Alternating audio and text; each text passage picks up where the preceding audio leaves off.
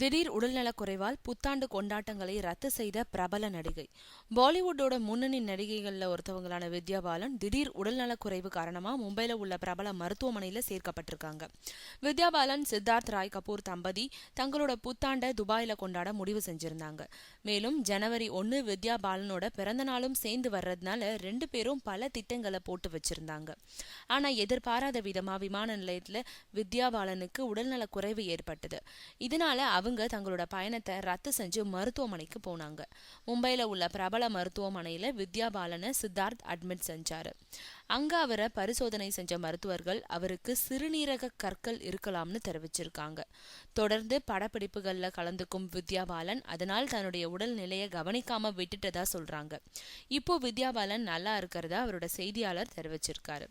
இதனால இப்போ புத்தாண்டு மற்றும் பிறந்தநாள் கொண்டாட்டங்களை தள்ளி வைக்கும் நிலைக்கு தள்ளப்பட்டிருக்காங்க வித்யா பாலன், சித்தார்த் தம்பதி.